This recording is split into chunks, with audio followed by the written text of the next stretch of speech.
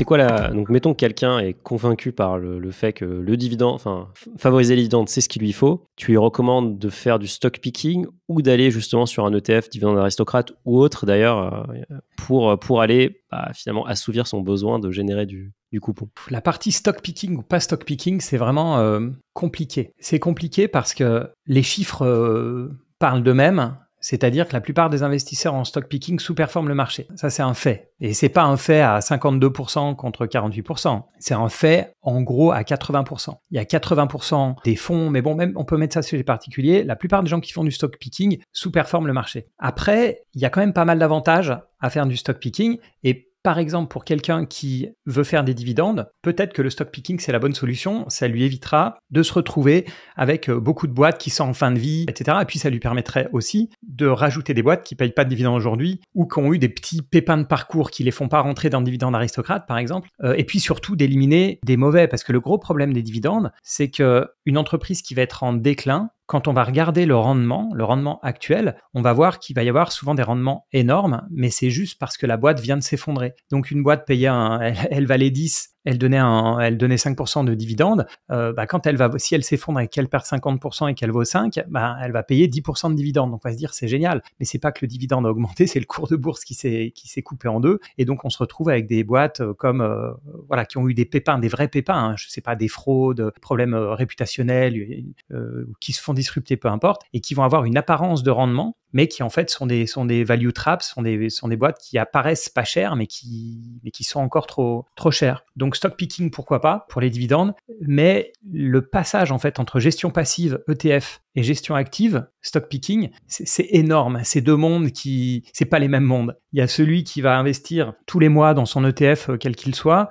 tranquillement, qui va regarder son portefeuille de temps en temps, voilà. Alors qu'en stock picking, il faut analyser énormément. Au fur et à mesure qu'on rajoute de l'argent sur les boîtes, au début, on a peut-être 1 000 euros sur un titre, c'est pas très grave. Et puis après, quand on se met à avoir 10 000 euros, 20 000 euros sur une boîte, voire plus, là, tout d'un coup, il faut quand même bien la connaître. Il faut bien avoir identifié tous les risques. On peut plus jouer de la même manière. Donc, le stock picking, c'est vraiment pour les passionnés et ça demande un bon suivi et surtout une discipline de faire parce que, on le sait, nos émotions jouent contre nous, etc. Et la plupart des mouvements qu'on va vouloir faire vont jouer contre nous. Mais j'ai du mal à totalement déconseiller le stock picking malgré tout pour les passionnés. Si vous investissez en bourse, vous savez que suivre son patrimoine et ses performances peut être compliqué. Avec Finari, vous pouvez synchroniser plus de 20 000 banques et établissements partout dans le monde, que ce soit votre assurance vie, votre PEA, votre compte crypto, vous pouvez tout avoir automatiquement au même endroit. Notre plateforme sécurisée permet également de suivre votre performance, les dividendes que vous allez toucher et les revenus passifs que vous générez. On vous aide même à gérer votre budget et à gagner encore plus d'argent en débusquant les frais cachés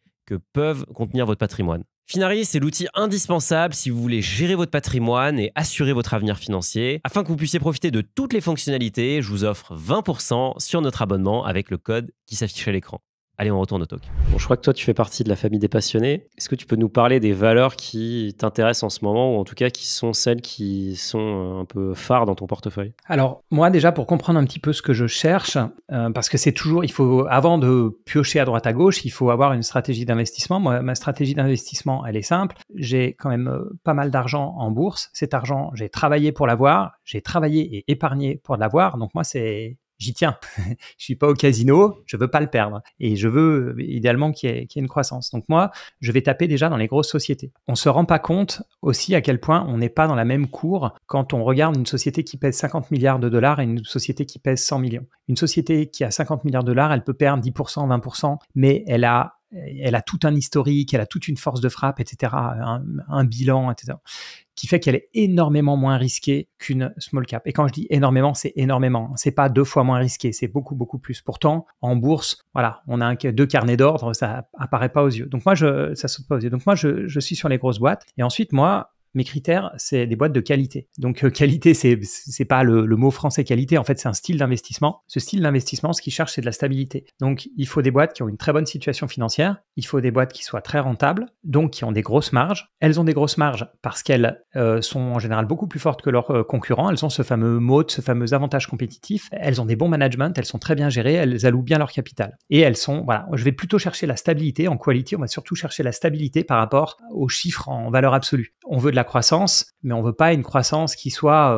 en dents de scie. On veut une croissance qui soit durable. Donc moi, mes boîtes, en fait, elles correspondent un peu à ça. Donc j'ai des holdings déjà. Donc la plus connue, c'est Berkshire Hathaway, gérée par Warren Buffett. J'aime beaucoup cette boîte-là. Je regarde et j'investis de plus en plus dans une petite sœur qui s'appelle Markel Group, qui a la même philosophie que Berkshire Hathaway. En fait, en gros, c'est une boîte d'assurance qui génère beaucoup de float, c'est-à-dire qu'ils reçoivent toutes les primes des assurances avant de devoir payer quand il y a des sinistres, et donc ils utilisent ce float pour investir. C'est vraiment ce qu'a fait Warren Buffett sur Berkshire Hathaway, donc Markel Group. Et puis il y a Investor AB, qui est une grosse holding suédoise qui gère la fortune d'une vieille famille suédoise. Donc ça, ce que j'aime bien dans ces holdings, c'est que c'est quasiment comme des fonds d'investissement, sauf qu'il y a du vrai skin in the game, c'est-à-dire que les gens qui les gèrent, ils ont vraiment, c'est leur fortune personnelle. Donc, et puis c'est très bien géré un peu à ma manière. Donc, je leur fais confiance. Donc, c'est pas vraiment du stock picking. C'est des actions cotées en bourse, mais c'est moins du stock picking. On est déjà sur de la diversification. Après, parmi les boîtes qui remplissent mes critères, c'est des noms bien connus. Ça va être des Alphabet, ça va être des United Health, c'est une mutuelle américaine, ça va être LVMH, L'Oréal. Qu'est-ce qu'il y a d'autre? C'est des grands noms, souvent. Je vais pas chercher bien sûr, Microsoft que j'adore, Visa, Mastercard, deux super boîtes, etc. Et qui payent tous des dividendes là. Les deux derniers. La plupart payent des dividendes. Bon, après j'ai du Adobe aussi, j'ai du Meta, j'ai quand même de la tech. Et puis après je regarde des boîtes parfois un petit peu moins connues mais qui commencent à l'être. J'ai du Qualys qui est une boîte dans la cybersécurité, j'ai du Mettler Toledo qui fait de l'industrie, qui fait des systèmes de mesure de précision, etc. Donc il faut pas regarder mon portefeuille pour trouver la pépite qui va tripler l'année prochaine.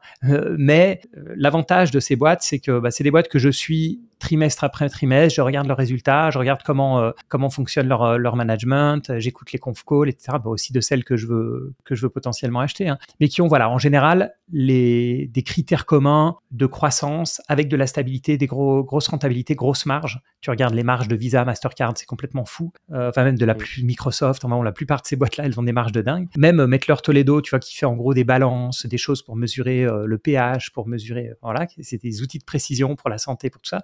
Et cette boîte-là, elle a des marges énormes, en énorme croissance, etc. Tu vois, typiquement ce que j'aime bien. Donc voilà, en gros, belle société de qualité, c'est ce que je recherche.